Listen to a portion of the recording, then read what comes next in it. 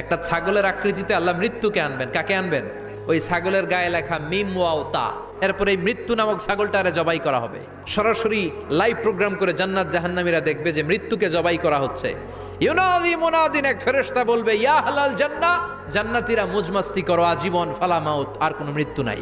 ইয়া Haaland নার, ও জাহান্নামের অধিবাসীরা, তোদের উপর আল্লাহর লানত, আজীবন এই ব্যারামের রাজ্যে থাকবি, তোদেরও মৃত্যু নাই।